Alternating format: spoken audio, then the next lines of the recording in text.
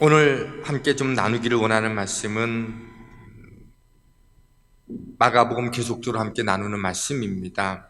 저는 가끔씩 교회에서 또 혹은 노트북을 통해서 교회에 지난 주보들 혹은 당회 자료들, 구역회 자료 혹은 교회 역사 이런 것들, 또 홈페이지에 있는 우리 성도님들의 간증들을 종종 이렇게 살펴보고는 합니다.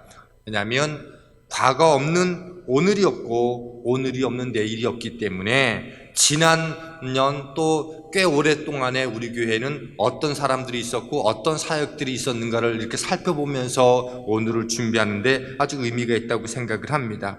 그러면서 가끔씩 꼭 눈여겨보는 것은 몇 년도에 그 오래전에 어떤 사람들이 교회의 주보에, 교회 요람에, 교회 사역에 중요한 이름들로 언급되어져 있는가라는 것들 가끔씩 꼼꼼히 살펴봅니다. 어떤 분들은 제가 알고 있는 사람도 있지만 어떤 분들은 전혀 모르는 이름들도 그곳에 기록되어 있어요. 그것에 이름이 기록되어 있다고 하는 것은 어떤 형태든지 그 삶의 그 시간의 그 자리에서 교회와 하나님의 나라를 위해서 헌신했기 때문에 그 이름들이 거기에 기록되었다라고 하는 것을 가끔씩 묵상하면서 여러 모양의 생각을 하게 됩니다.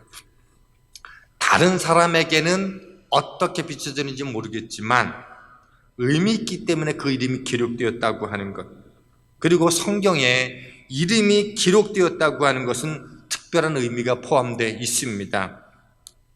신약 성경에 이름이 기록되었다, 그 얘기를 다른 말로 말하면 초대교회 공동체에 그 이름이 의미 있게 전달된 사람이라고 하는 것을 포함하고 있습니다. 그래서 그 이름이 기록된 것만으로도 초대교회 공동체 안에서는 그 사람이 어떤 사람이었고 그가 어떤 영향력을 가지고 있었는지를 우리에게 보여주는 메시지라고 하는 거죠. 니고데모라는 사람이 있어요. 한때 예수님 만나러 왔다가 그냥 근심하고 돌아간 사람이었어요. 그런데 그 무수히 많은 사람들이 예수님을 만나서 예수님 앞에서 인생의 문제를 해결하려고 했지만 그냥 돌아갔던 사람들이 얼마나 많아요. 그런데 성경은 그 이름을 기록해 놓았다고 하는 거죠. 그 얘기는 니고데모라고 하는 사람이 그 성경에 기록되어도 좋을 그런 삶의 내용과 변화의 내용과 영향력이 있었다는 겁니다.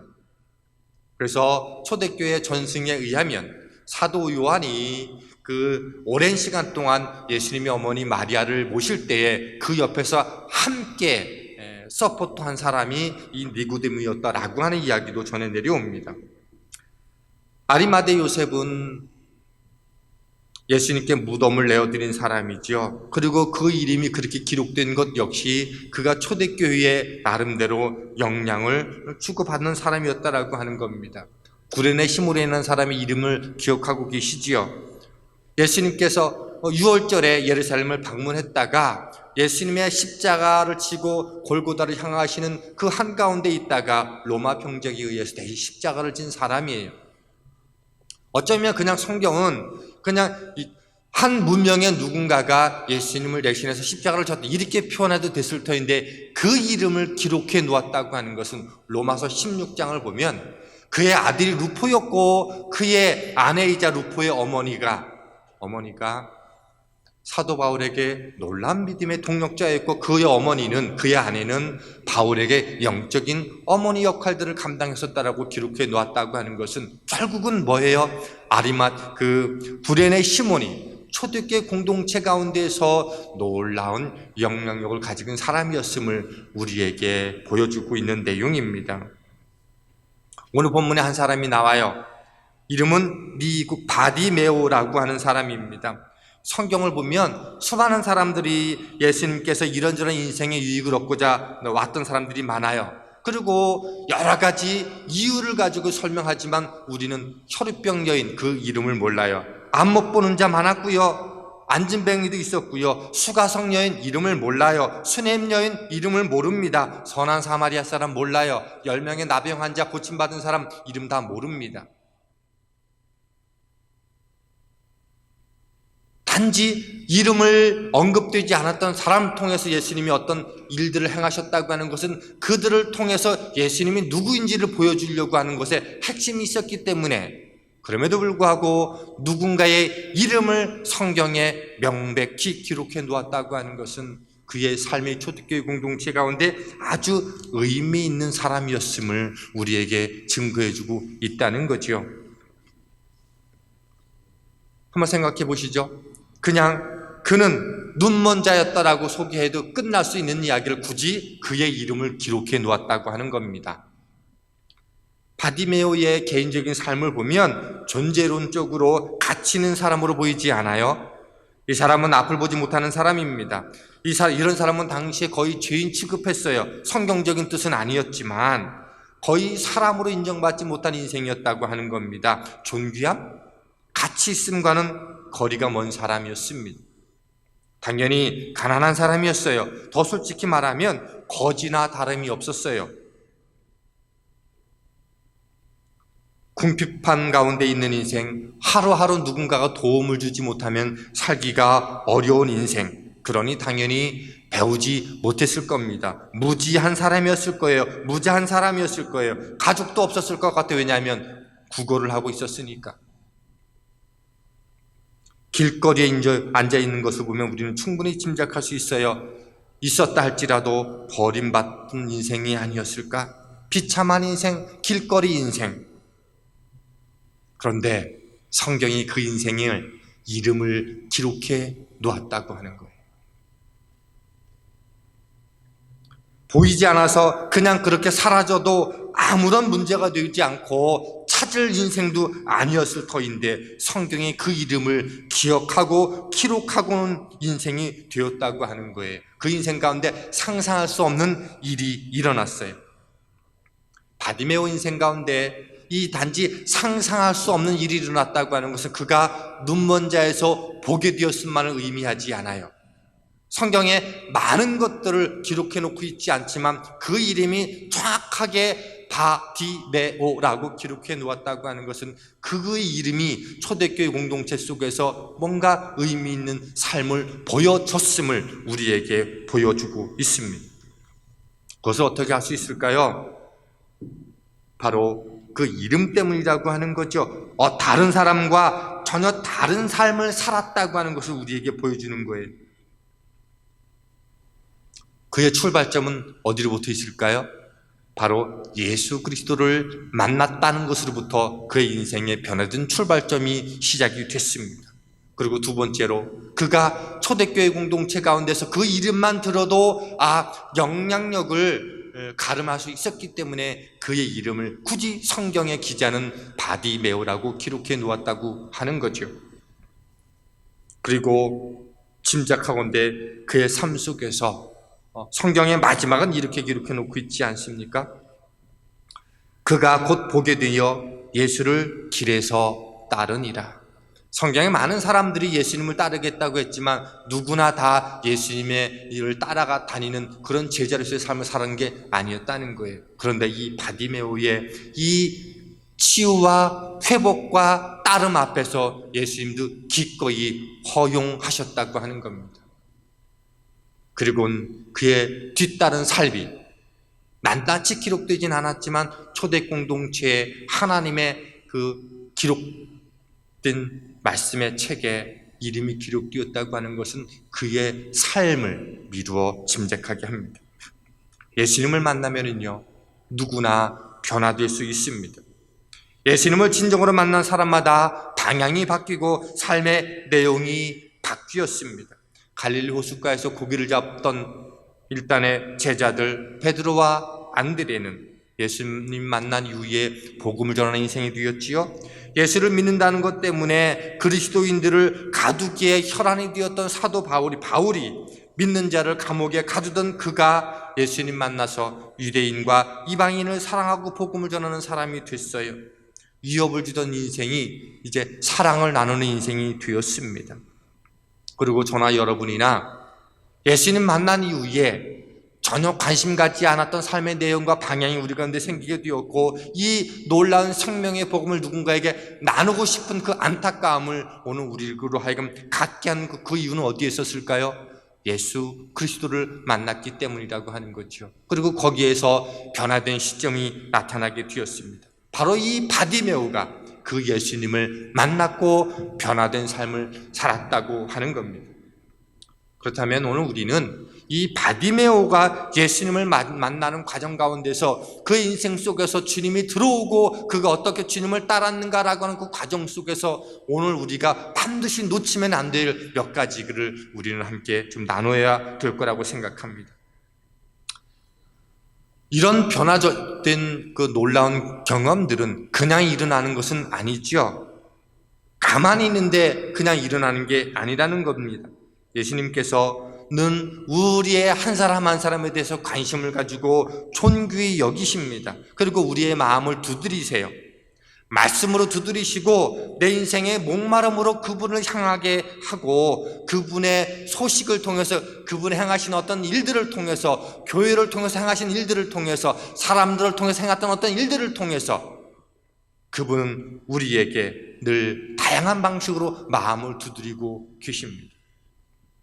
그리고 그 마음을 두드릴 때 우리의 결단이 있어야 되는데 그 결단을 통해서 예수님이 우리 인생의 마음에 들어오고 동행하기 시작을 하게 되는 거죠. 그때의 인생이 변화되게 일어나는데 이 바디메오는 그런 모습이 그에게 있었다는 거예요.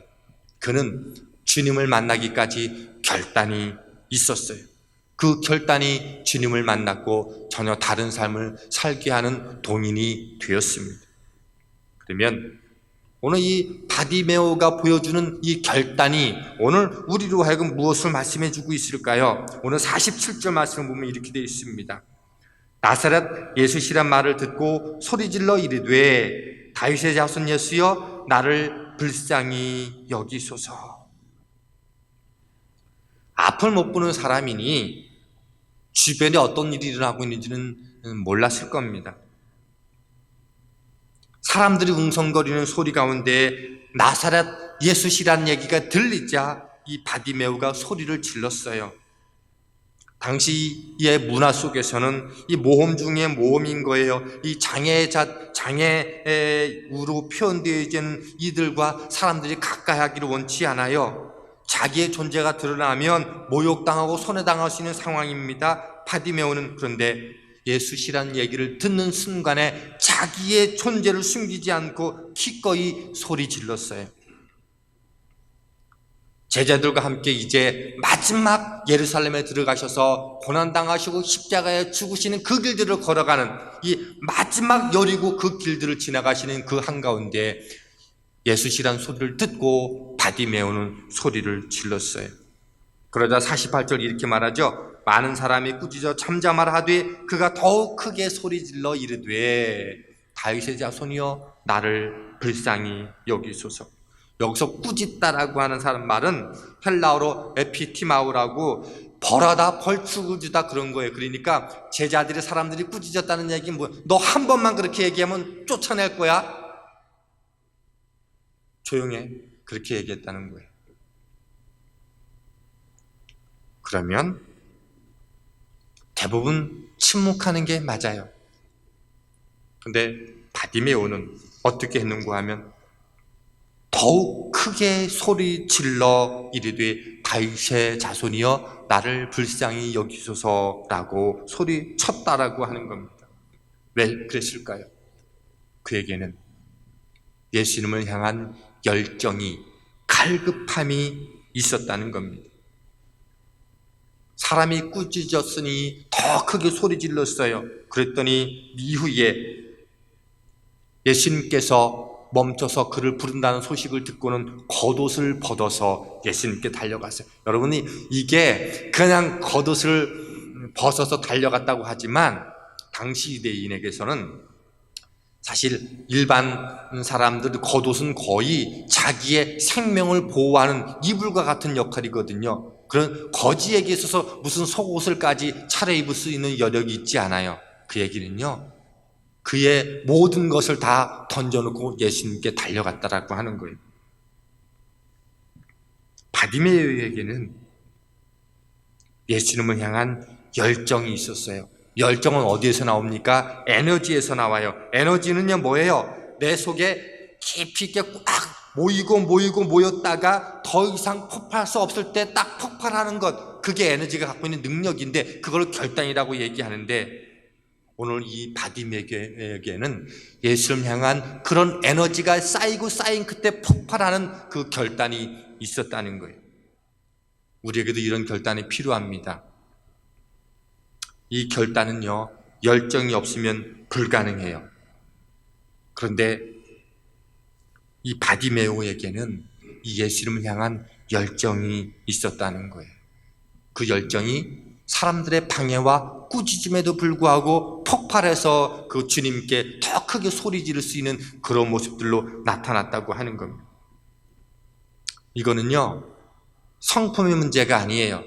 나는 소극적이어서 내성적이어서 그렇게 못해 라고 말할 성질이 아니라고 하는 거예요. 성경은 소극적인 것과 상관없이 적극적인 것과 상관없이 갈망이 있고 그 다음에 영적인 그 열정들이 있는가에 따라서 그 인생이 어떻게 바뀔 수 있는지를 우리에게 보여줍니다. 물론 그것은 예수님과 상관없는 열정이 아니라 예수님을 향한 열정을 함께 의미하는 거죠. 그 열정이 바디메오에게 조용히 하라, 꾸짖으라고 꾸짖는다라고 하는 그 질문, 그 책망 앞에서 그는 아무것도 하지 않는 채가 아니라 더욱 소리 질러서 그에게 나타나서 그에게 주님을 향해서 고백했다고 하는 거죠. 그것은요, 그에게 있었던 열정이 가능하게 했다는 거 하는 겁니다. 그리고 그 열정은 예수 그리스도라고 하는 그 이름 앞에서 보여진 열정이었다고 하는 거예요. 그는 보지는 못했지만 소문만 듣고도 예수 그분이 누구인지를 고백하고 그분이 다윗의 아들 메시아라고 하는 놀라운 고백 앞에서 주님께 그렇게 달려갔다고 하는 거죠. 우리는 한 가지 더 좀 생각할 수 있었으면 좋겠어요. 47절을 가만히 잘 보면 나사렛 예수시란 말을 듣고 소리질러 이르되 다윗의 자손이여 라고 고백했다고 이야기합니다. 이 얘기는 무슨 얘기예요? 그에게는 열정뿐만이 아니라 열정을 가능하고 실행에 옮기기 위한 영적인 민감함이 있었다는 얘기예요. 무슨 얘기인가 하면 평생 얼마 동안 그가 소경으로 있었는지 모르겠어요. 근데 어느 날 그의 귀에 나사렛 예수시라고 하는 이야기가 들렸고 그분을 만나는 사람마다 인생의 문제가 해결되어지고 질병의 문제가 해결되어지고 아픔의 문제가 치유되는 그런 역사가 일어난다고 하는 이야기를 그가 들었다고 하는 겁니다. 그리고 어느 순간부터 그 마음속에 예수 그리스도를 향한 갈망이 있었고 열정으로 늘 채워져 갔어요. 눈에 안 보이니 오늘도 내가 사는 이 여리고성의 한 삶의 한 자락에 예수님이 지나가셨으면 참 좋겠다. 그게 그 마음속에 깊이 있게 되새기는 그런 삶으로 그의 시간들을 온통 보냈다고 하는 거예요. 그리고 어느 날인가 이제 이 길을 지나가면 다시는 오지 않을 그 마지막 그 길들을 예루살렘으로 입성하는 그 길을 걸어가시는 주님이 제자들과 함께 걸어가는 그 길 가운데 누군가가 외치는 소리를 들었어요. 나사렛 예수시다. 저분이 예수시여, 저분이 메시아라면서 라고 하는 그 목소리를 듣고는 소리 질렀다는 거예요.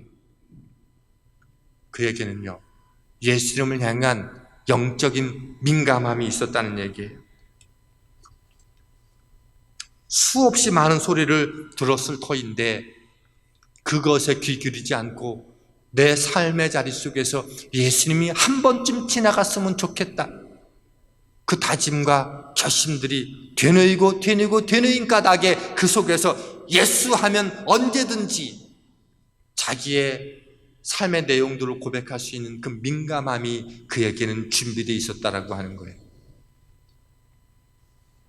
이 영적 민감성이 그 인생에게 주어지려면 갈망함이 있어야 돼요. 바라는 것이 있어야 된다는 거죠. 느헤미야가 바벨론 포로된 땅에서 사촌이 그 예루살렘이 황폐하고 무너졌다는 소식을 듣고 그가 가슴 통이하며 금식하며 기도할 수 있었던 것은 예루살렘을 향한 그의 열정과 민감함이 있었기 때문에 그가 기도하고 부르짖을 수 있었다는 거예요. 그리고 그 민감함을 하나님이 그에게 사명으로 주셨다고 하는 거죠. 바디메오가 나사렛 예수라고 하는 말에 민감하게 반응할 수 있었던 것은요, 예수님에 대한 갈망이 있었고 그분에 대한 소문과 소식이 그 인생 가운데 어느 날 꿈으로 자리하기 시작했다고 하는 거예요. 어느 날 들었던 소문, 그를 만난 사람마다 기적이 일어나더라. 어그러진 삶은 회복되더라. 그리고 그 가슴 속에 그 갈망을 가득가득 채워가면서 나에게도 한번 그분이 지나쳤으면 하는 그 영적인 세밀함, 영적인 민감함이 있었고 그러기 위해서는 그를 끊임없이 마음속에 갈고 닦는 연습과 준비가 있었다고 하는 거예요. 수없이 연습했을 거예요. 그분이 내 곁에 지나가기만 하면. 어떤 사람들이 갈망은 있는데 그 영적 민감함이 없으면 늘 반복해서 고백하는 게 무엇인가 하면 그때 할 걸, 그때 기도해 볼 걸, 그때 정말로 말씀에 집중해 볼 걸, 그때 예배에 집중해 볼 걸, 그때 좀 성경 좀 제대로 읽어 볼 걸, 그때 큐티를 제대로 해 볼 걸, 그때 좀 해 볼 걸 라고 하는 것으로 늘 후회하는 것들을 끝나게 된다는 거예요. 오늘 한 인생이 열적인 열정뿐만이 아니라 그에게 그 주님을 향한 세밀한 민감함을 그가 준비하고 갖춘 까닭에 그 인생은 전혀 다른 인생으로 나타나게 됐다라고 하는 거예요. 왜 오늘 우리가 하나님 앞에서 이미 주님을 내 인생의 구주로 모시고 있음에도 불구하고 오늘 우리가 여전히 늘 그 자리에 머물고 있는가 하면 우리 안에 이 영적인 민감함이 오늘 준비 안 됐기 때문인지도 모릅니다.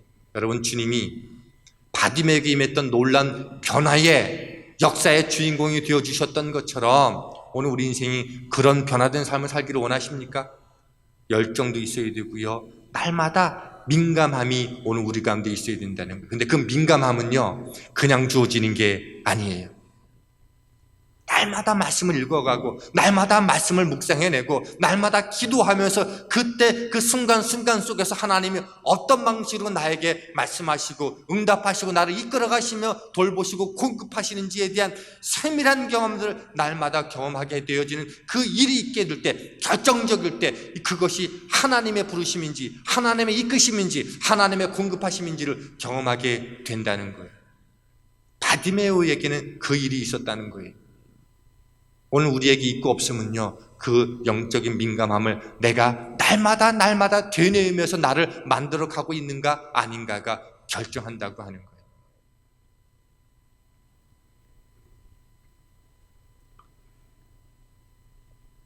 바디메오는 그날도 여리고의 한 길가에 앉아서 구걸을 하고 있었어요.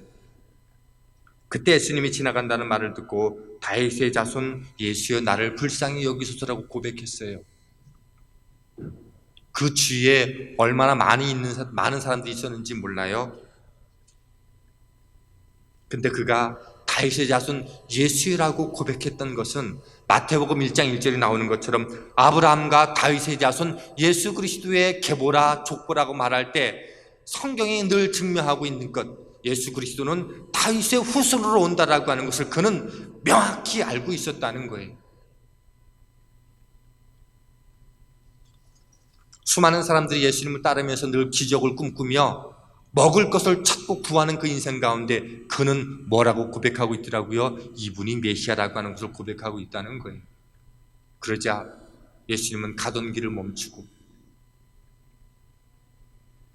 그리고 그 인생 속에서 내가 당신이 구약에 예언됐던 다윗의 자손 예수 그리스도요 메시아라고 하는 것을 멈춰서서 그 인생을 향해서 증명해 주셨다라고 하는 겁니다. 그리고 그 시간을 놓치면 영원토록 어쩌면 눈에 보이는 예수 그리스도를 만날 수 없어서 오늘도 예수님을 인정하지 않는 평생의 때가 되면 주님께로 돌아오겠지만 아직 주님을 인정하고 있지 않은 유대인으로 어쩌면 계속적으로 머물러 있었을지도 모릅니다.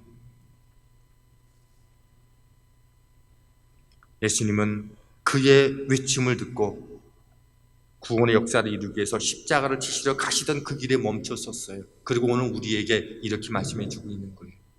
여기 수많은 눈뜬 사람들이 있는데 눈 뜨고도 다 보고 경험했음에도 불구하고 예수 그리스도를 메시아로 인정하지 않으면서 늘 그렇게 자기의 사리 사욕에만 매몰되어 주님을 따랐던 사람들에 비해서 눈으로 보지 못했음에도 불구하고 소문으로만 그분을 들었던 그 인생 속에서 주님을 참되게 고백하는 자에게 어떤 놀라운 변화의 역사가 일어나는가?